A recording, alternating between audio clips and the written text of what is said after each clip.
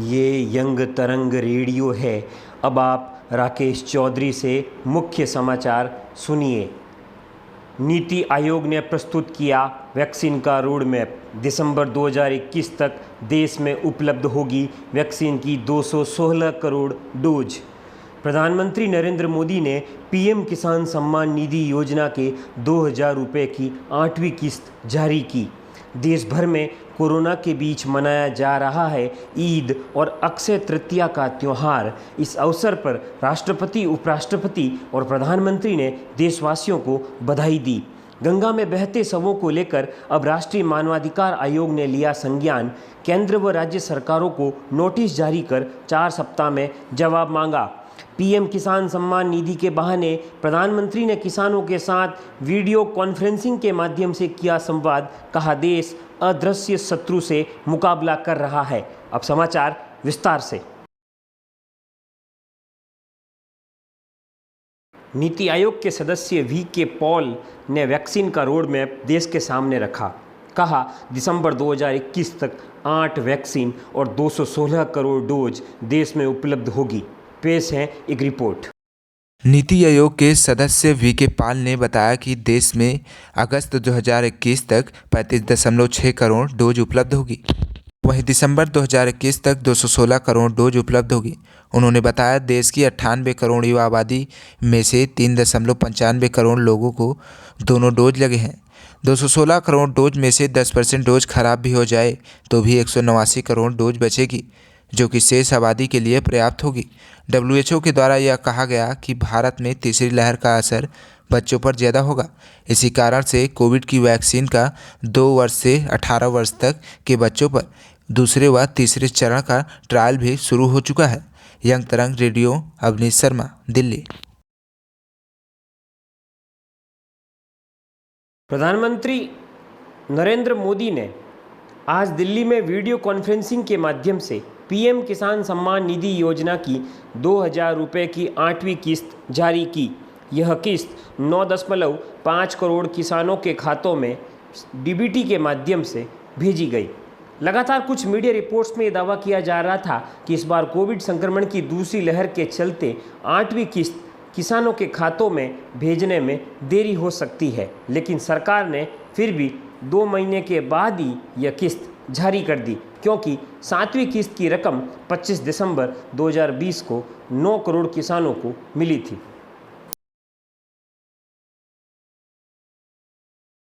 देश भर में आज ईद और अक्षय तृतीया का त्यौहार कोरोना प्रोटोकॉल के तहत मनाया जा रहा है।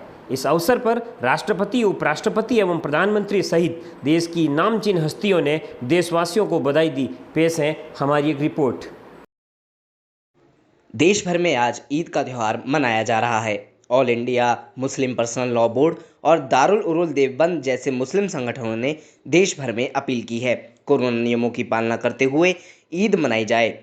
वहीं दारुल उरूल देवबंद ने तो फतवा भी जारी किया है, जिसमें कहा गया है कि घर में रहकर ही ईद मनाई जाए। दिल्ली की जामा मस्जिद और फतेहपुरी मस्जिद के शाही इमामों ने भी लोगों से घरों में रहकर ईद मनाने को कहा है।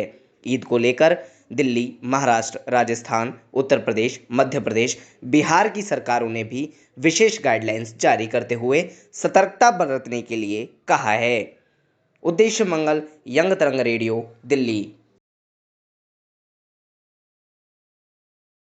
गंगा नदी में बहते शवों को लेकर अब राष्ट्रीय मानवाधिकार आयोग ने केंद्र और राज्यों से 4 सप्ताह में जवाब मांगा है। नोटिस में कहा गया है कि गंगा में बहते शवों को लेकर क्या कार्रवाई की, बताएं।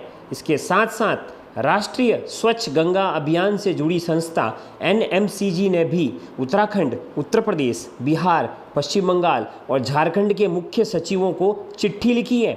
चिट्ठी में कहा गया है कि गंगा में कंकाल या शवों का फेंकना कोरोना प्रोटोकॉल का उल्लंघन है। तटों पर स्थित शहरों और गांवों में संक्रमण फैलने का खतरा है। पश्चिम बंगाल में गंगा के तटों पर एहतियात बरतते हुए निगरानी बढ़ा दी गई है।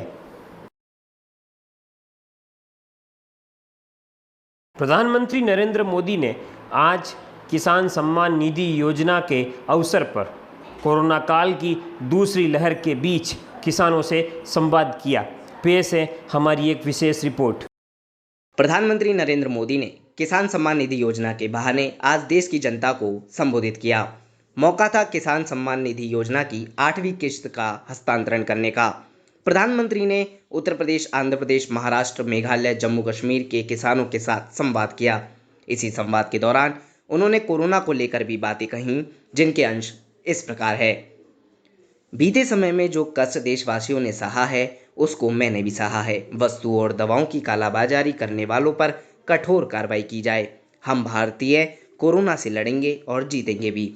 गौरतलब है कि जब से दूसरी लहर देश में शुरू हुई है, तब से प्रधानमंत्री ने देश के लोगों को संबोधित नहीं किया है। इससे पहले पीएम 8 बार इसी मुद्दे पर देश को संबोधित कर चुके हैं। उद्देश्य मंगल, यंग तरंग रेडियो, दिल्ली। इसी के साथ ये समाचार बुलेटिन समाप्त हुआ।